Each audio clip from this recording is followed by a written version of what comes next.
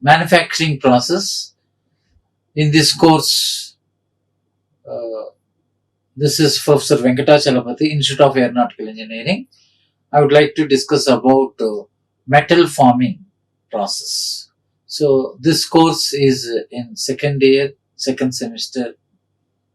We have the subject, and I have been started with the casting and welding process, and third unit which is called the metal forming process. Let us see what are the basic concepts involved in metal forming process and what are the types of metal forming process and its principle, and what are the various advantages, limitations and applications of metal forming process. Okay. Before going to discuss about in detail, let us see what is metal forming. So look at from the three-dimensional diagram this what you call some component, some shape of the component. So there will be a die and a blank, and how this blank holder, and this is what internal continuous, this what you call draw bead. So some, for example, not only this component, even if you take a mixie jar, so how you can able to small jar with the help of metal forming process only. So here the term metal forming can be defined as it is the process of applying the pressure or changing its shape and size, changing shape and size by application of plastic deformation. So whenever the shaping the metal into a required shape and size through plastic deformation. So again we should able to discuss about in detail what is plastic deformation. In general, plastic deformation can be varied depending upon the two basic type, depending upon the ratio of the volume to the surface area. As you know that how the volume to surface area ratio will be more, there is a one type of that is bulk. If volume by surface area is less, it is a sheet metal process. We'll discuss in detail. And coming to this introduction part of metal forming process, as you know that it is a product which is produced by shaping the metal into a required shape and size. This is very important. Whenever you wanted to have a one shape, either it may be a square or rectangular, any type of shape which can be formed due to applying of force or pressure with the plastic deformation process. So here there is no machining process. Whatever the component, you can see this component will be highly surface to finished component has been achieved, because the die itself, it is a quality die where that can be made from the highly CNC machines. So the die can be made with the highly equipped machine. Okay. And coming to this, how to apply the force or pressure in the metal to form a required shape. So this is what another important thing. Whenever to achieve the optimal mechanical properties of the metal, we will call it as this mechanical working process or metal forming process. So here the term is very important. This is, it can be carried out, but it is used to achieve optimum mechanical properties in the metal. So optimum mechanical properties is a good mechanical properties, strength and toughness. All these mechanical properties can be improved to maximum level, so that here there is no wastage of material. Exactly whatever amount of the material can be used, the same amount of the product can be achieved. Okay. And here another important thing is, by applying the force, or pressure, the metal is plastically deformed. This is a very important term. What is meant by plastic deformation? As you know that plastic deformation in the sense, for example, if you take a cube. So for example, if you take a cube, Yes or no? So in this cube, what will happen?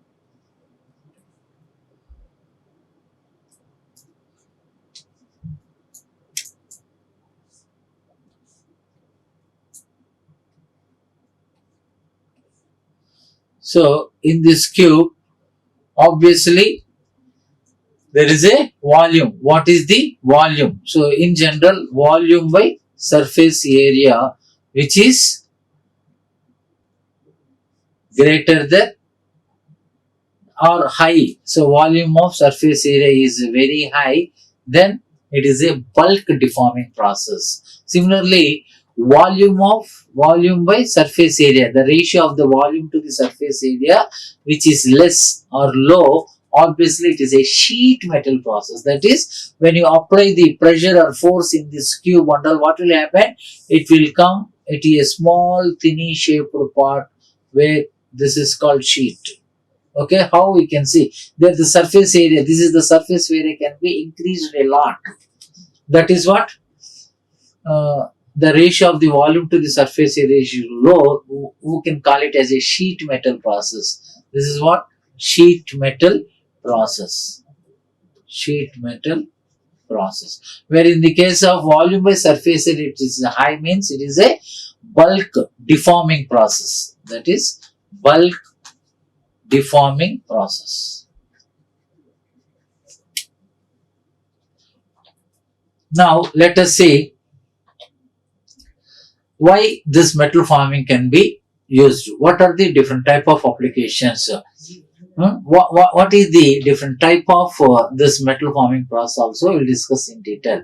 As you discussed earlier, the metal forming, it is a maximum optimum mechanical properties achieved with the plastic deformation of the metal, so by applying pressure. Okay, so in this case the wastage of material is minimum, negligible material minimum. Okay, and here again you can see this is a skeleton of Hyundai or Audi, any type of four-wheeler. It is a four-wheeler car. How they can made with this metal forming process, that is called a sheet metal process. Okay, in this process you can see even that complicated shapes also depending upon the die can be used. So here this metal forming can be used for different type of applications such as the drawing process, forging process, and rolling and bending, and sometimes you can call it as the ultrasonic metal forming also. It can be used to do more vibrations of that ultrasonics. Okay, so these process which will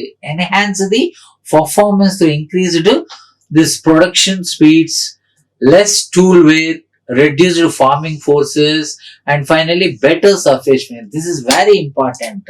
Whenever the product which made by this metal forming process, good quality surface finish, high quality surface finish, it is a mirror like surface finish.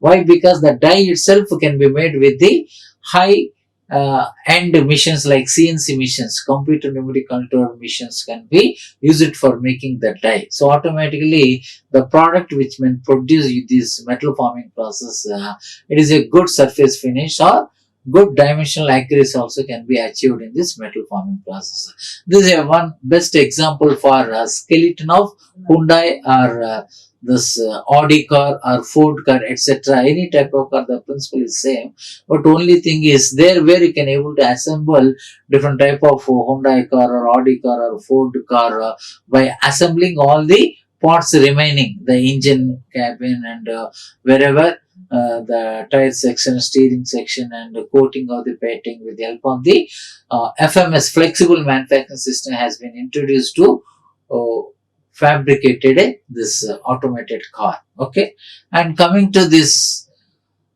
in this mainly metal forming process, one important thing is I have discussed about bulk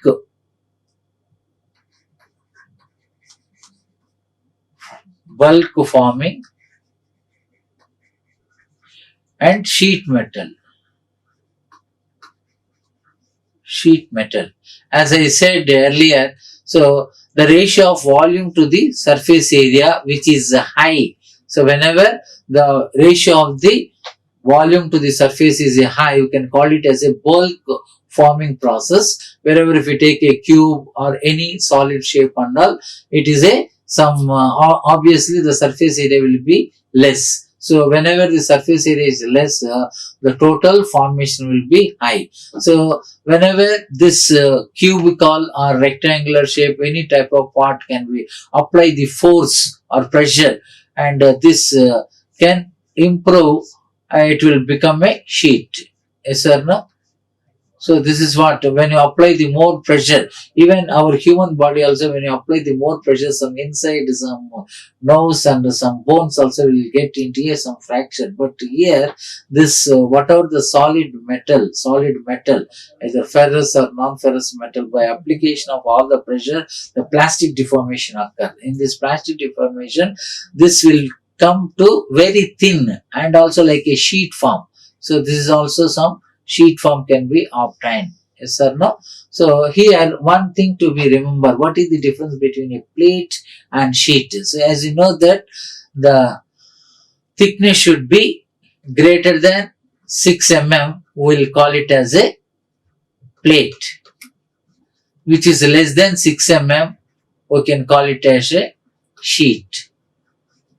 So the thickness which is greater than 6 mm, we will call it as a plate. Thickness which is less than 6 mm, we will call it as a sheet. That is the only difference between a sheet and plate. So wherever all these type of metal forming process, we can use either sheet metal operation, or either we can use this some solid metals also with the application of all these forces, pressures, etc. But here another interesting topic while discussing in this metalworking process, the majorly you can call it as a hot working. The majorly hot working depends on very important terminology which is called the recrystallization. So this is one of the most important term in the especially for metal forming process. What is meant by recrystallization? The term recrystallization can be defined as it is the process of changing its old nuclei into a new nuclei. Just for example, you can see in a hot rolling process. Look at from this diagram, it is a one simple example of hot rolling process. This is called hot rolling process, where the left side, this is the workpiece before doing the rolling, then after rolling. So you can see the thickness. This for example, say it is T1 and T2. So how the reduction of thickness by application of the two rollers you can able to keep here. There are again one thing you should able to remember in this hot rolling process. You can apply different type of forces. That is what compressive force, shear forces, what type of forces which is able to apply such type of process. Okay, in that majorly the hot working, the term hot working can be defined as it is the process of heating the metals above the recrystallization temperature. We call it as a hot working. So generally this hot working of the metals can be defined as the process of heating the metals above its recrystallization temperature, but below melting point. We can call it as a hot working. And at the same time, the recrystallization temperature of metal will be is around about 30 to 40% of its melting the temperature. So look at in this hot rolling process how the grains, old grains will be enlarged, again small to big, big to again it will distributed in a small grains, and the new crystals can be elongated. So here we can clearly understand that the first big shape we can call it as a old nuclei, old grain structure. After that new crystals are formed and elongated grain. Three different type of pots will be there in a hot rolling process. And how the direction of the workpiece can be fed in this hot rolling process. Okay, so here this is the best example for hot working of metals, either hot rolling or hot forging and hot spinning, any type of process which comes under the hot working of metals. So generally the term hot working can be defined as the process of heating metals above its recrystallization temperature. Yes or no? then that is called the hot working process. The best example for hot working process which I have discussed, hot rolling process, hot forging process, and hot spinning process, like that. Different type of forming process are available. Okay, we will discuss step by step in detail about all the important metal forming process. And similarly, whenever while discussing about the cold working, again the term recrystallization plays an important role. Even the cold working also, the heating the metal below its recrystallization temperature, we will call it as a cold working process. Okay, so this is the basic difference between the hot working and cold working. Again, we will discuss in detail about the how the hot working will be acted upon the metal forming process. What are the various advantages and limitations, and how the application of this hot working of the metals also very important. Here, the students, you should be able to understand clearly the concept and the metallurgy behind in this hot working process. So that is what I am explaining. So for example, you can say there will be some growth. So you can see this is the part, how the grain boundary will form. Again, this inside some crystals will be formed. Okay, small type of crystals. So if you take any type of metal, either ferrous or non-ferrous metal, if you apply pressure, how the changes of the metals will elongate, and also which will be distributed in different manner. So you can see, first you can see the large type of crystal. This is old grain nucleus which will become elongated one. Okay, so by applying the compressive force and shear force, this will stress into original thickness, it will be converted into some reduction in the thickness. That is what, even here it is a number of repeated process can be used. For example, if you take a one square, by apply pressure it will become rectangle, again you can apply, it will become square. Like that, number of passes can be used for to get a or small billet to some sheet form, or very large roller size will be reduced into small diameter. So this is what about the hot rolling process. And whenever we are discussing about application of this hot working, the most important one is the hot rolling process. Okay, now let us see, these are the some of the different type of hot working process. So here, that is what I have been explained, hot forging process and hot extrusion process. Again, the hot forging again can be divided into some hammer forging, that is called smith forging. In all the villages, they are performing the some smith forging process, wherever the metal can be heated, and when it will come to the red hot state, by applying the pressure with the help of the hammers, manually they can apply the hammer, so that the shape can be changed. Okay, the large size will become a small size by applying the repeated pressure. And similarly, another type is a drop forging, offset forging, press forging, roll forging. So these are the some other classification of the hot forging process. Once again, the hot forging can be divided into open die forging, closed die forging. Whenever this depending upon the open die and closed die, so this figure, so this three-dimensional figure shows that it is a open die forging. This we will call it as a open die forging. So in this case, it is very difficult to maintain the dimensional accuracy, because by metal can be heated in a red hot stage, by applying the pressure, it is open, it is there. Exactly, we can't heat at the same time. Next time, it may get the force in this some little bit 1 mm in later or below, that type of may occur. So when we are speaking about the closed die folding, like presses, you can use the hydraulic or mechanical or pneumatic presses can be used to obtain that good dimensional accuracy components. Okay, and this is another simple example for how we can able to understand the open die forging in the hot working process. You can see the how the color indication, this red hand, once you can doing applying the pressure, here the temperature can be reduced. So here original coarse grain structure, and due to plastic deformation, elongation of the grains, okay, that small nuclei will enlarge and some elongation will be occur. After that, again it will be form into small little bit type of grains, again it will be grow. It is a cyclic process. So that is what about here, how you can able to done this hot forging process. Even you can call it as a hammer forging or smith forging, and these are once again it is called as a open die forging process. This is called open die forging.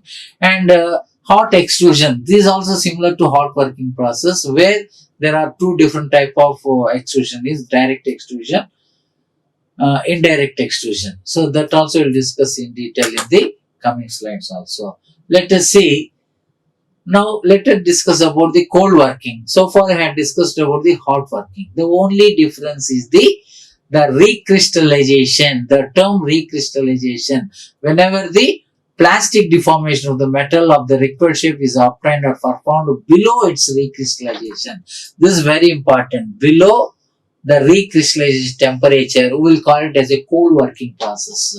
So you can see the three-dimensional, how the sheet metal, how they can prepare with there is no heating at all here, only by applying the pressure and force to form a different shades of the thickness in the all sheet form, sheet or plate forms, and all how they can made with the different type of process. Like cold working means some bending and drawing process and spinning, different type of process also available in the cold working. Also sometimes even blanking process, punching process also can be used widely in the cold working. Okay, where in the case of hot working means heating the metal above its recrystallization temperature, where in the case of cold working means heating the metal below its recrystallization temperature. Below its that's at room temperature only. So here another important thing in the cold working process, whenever the recrystallization temperature is about melting temperature, but generally cold working is carried out only at the room temperature. That is what I am explaining here. Okay, so cold working means there is no heating can be done. So to change the form, any a small thickness also, when you wanted to convert, lot of pressure, lot of force can be applied to change the even 1 mm thickness also you can able to change. But in the case of hot working, when heating inside the granules, all will be enlarged. That whole nuclei will be formed occur. Even by with less pressure also, the formation can be occur easily, and there you can get. But when you wanted to have a good dimensional parts and all, only will prefer cold working. So between hot working, due to hard condition, even by applying the pressure, some oxidized some parts and will come out of that, so that it is difficult to maintain the good quality or good dimensional accuracy in the hot working. But where in the case of cold working, exactly very high quality, good dimensional accuracy parts can be produced in the cold working process. Okay, and this is the basic difference between a hot working and cold working. Now let us see what are the different types of cold working process, which I have discussed about the hot working process, like hot forging, hot extrusion, and hot spinning, etc. But even the cold working also, these process can be done at room temperature only or below recrystallized temperature. As you know that the term recrystallization, again it may be classified into the transformation of old nuclei into new nuclei. The internal structures can be changed so that mechanical properties can be improved in the hot working also. Okay, this cold working process, let us see, there are a number of classification of the cold working process, like blank drawing, white drawing, tube drawing, and embossing process, etc. So in the left side you can see the first thing is, which we have discussed earlier, hot rolling process. Similarly, the cold rolling, the only difference is in the hot rolling, the metal workpiece can be heated above its recrystallization temperature, then keep it in between two rollers. But where in the case of cold rolling process, there is no heating at all. That cool workpiece can be kept inside the rollers. Then by applying the pressure or due to compressive force and some shearing only occur to change the thickness, original thickness into a reduced thickness. Similarly, you can see the extrusion process. The extruding means direct extrusion. So how? Here you can see the raw material and the die shape both are in the same direction. You can call it as a direct extrusion. If it is a reverse direction, we call it as a indirect extrusion. That is also one cold working process. And you can see the drying. It is a wide drying process. There is a small opening or die can be used to have the reduced thin shape of whites also can be made this wide drying process. And another thing is spinning process. Spinning, this is a in spinning also there are two types. There are hot spinning process, cold spinning process.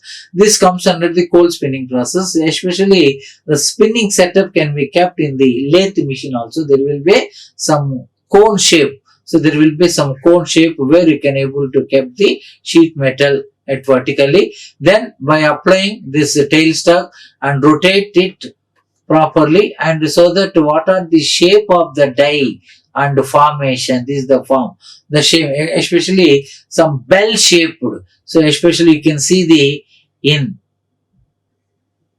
temples and all some bell shaped pots can be made with this hot spinning cold spinning process. Okay, so these are the some of the bell shaped particles can be applied in this spinning process. And coming to the other thing, this is also called the forging process. This is a closed die forging process. This is also similar application. When you keep the metal inside the die, then by applying the pressure, with small pressure by applying with the help of the hammers, if large presses with the pneumatic or hydraulic and mechanical presses to be used to change the form.